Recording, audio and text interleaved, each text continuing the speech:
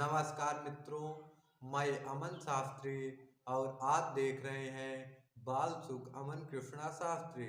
मित्रों, आज हम इस वीडियो में आप लोगों को श्रवण कराएंगे कथा श्री संकष्टी चतुर्थी का, जिसे क्षेत्रीय भाषा में सकट चौथ भी कहते हैं। आज हम इसी कथा को श्रवण कराएंगे। उससे पहले बहुत बहुत स्वागत है आपका हमारे प्यारे से YouTube चैनल बाल सुख अमन कृष्णा शास्त्री पर। यदि आप हमारे YouTube चैनल पर नए हैं तो चैनल को अवश्य सब्सक्राइब करें तथा अपने ज़रूरतमंद धार्मिक से जुड़े दोस्तों के पास शेयर करना न भूलें। तो चलिए कथा को सुनते हैं। आप लोग सावधान होकर कथा सुने। एक बार विपदापन्न देवता लोग भगवान शंकर के पास गए।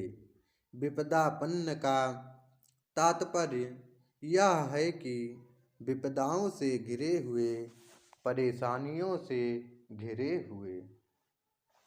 उस समय भगवान शिव के सम्मुख स्वामी कार्तिकेय तथा गणेश जी विराजमान थे, यानी कि बैठे हुए थे।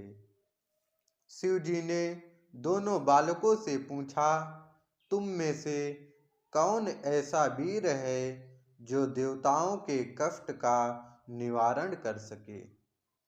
तब कार्तिकेय ने अपने को देवताओं का सेनापति प्रमाणित करते हुए देव रक्षा योग तथा सर्वोच्च देव पद मिलने का अधिकारी सिद्ध किया। यह बात सुनकर शिव जी ने गणेश जी की इच्छा जानना चाहा।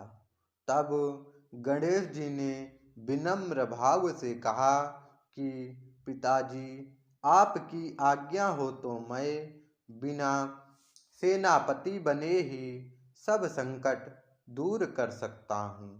बड़ा देवता बनावे या ना बनावे, इसकी मुझे लोभ या इच्छा नहीं है। यह सुनते हुए शिव जी ने खुशी खुशी दोनों लड़कों को पृथ्वी की परिक्रमा करने के लिए कहा तथा यह शर्त रखा कि जो सबसे पहले पूरी पृथ्वी की परिक्रमा करके आ जाएगा वही वीर तथा सर्वश्रेष्ठ देवता घोषित किया जाएगा।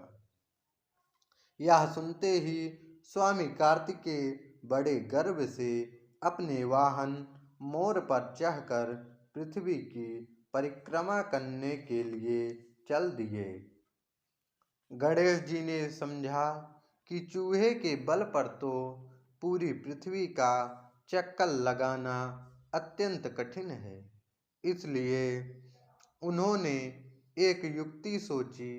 उन्होंने 7 बार अपने माता तथा पिता की परिक्रमा करके बैठ गए।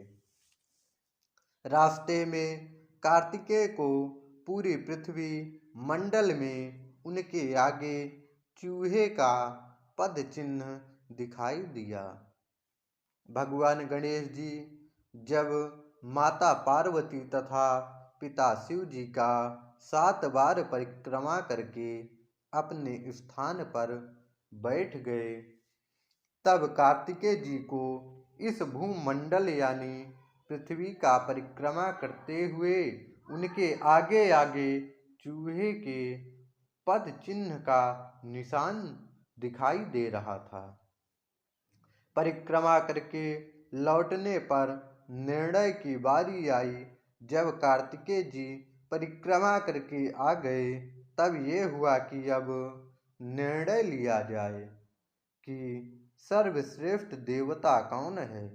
कार्तिकेय जी गणेश जी पर कीचड़ उछालते और अपने शाबाशी में पूरे भूमंडल का एक मात्र पर्यटक बताया। उन्होंने कहा, मैं ही एक ऐसा देवता हूँ जो पूरी पृथ्वी का चक्कर लगा करके परिक्रमा लगा कर आया हूँ। इस बार गणेश जी ने शिव जी से कहा कि माता पिता में ही समस्त तीर्थ निहित है, इसलिए मैंने आपकी 7 बार परिक्रमा की है। गणेश जी की इस बात को सुनकर समस्त देवता तथा कार्तिकेय सिर झुका लिए। तब शंकर जी ने उन मुक्त कंठ से भरे हुए कंठ से गणेश जी की प्रशंसा की तथा आशीर्वाद दिया कि त्रैलोक में सर्वप्रथम तुम्हारी पूजा होगी। तब गणेश जी ने पिता की आज्ञानुसार जाकर देवताओं का संकट दूर किया। यह शुभ समाचार जानकर भगवान शंकर ने अपने चंद्रमा को यह बताया कि चौथ के दिन यही तुम्हारे मस्तक पर सेहरा यानी कि ताज बनकर पूरे विश्व को शीतल प्रदान करेगा। जो स्त्री पुरुष इस तिथि पर तुम्हारा पूजन तथा चंद्र अर्घ्य दान देगा, उसका त्रिविध तापनीय दैहिक दैविक एवं भौतिक ये सारे ताप दूर हो जाएंगे, सारे पाप दूर हो जाएंगे और ऐश्वर्य पुत्र सौभाग्य विद्या धन ऐश्वर्य इन सब की प्राप्ति होगी। यह सुनकर देवगण हर्षात विवेक हो करके बड़े खुशी खुशी सब लोग सभी देवता भगवान शंकर को प्रणाम करके अंतर्ध्यान हो गए। इस प्रकार से कथा श्रवण करनी चाहिए संकष्टी चतुर्थी की और अंत में गणेश जी का ध्यान करना चाहिए हाथ जोड़ करके। गजाननं भूतगणादिसेवितं कपित्थजम्बो फलचारुभक्षणम् उमासुतं शोकविनाशकारकं नमामि विघ्नेश्वर पादपंकजम्। तो इसी के साथ आप लोगों से विदा लेता हूँ और फिर मिलते हैं अगले वीडियो में किसी नई और अच्छी जानकारी के साथ। तब तक के लिए जय श्री राधे, हर हर महादेव।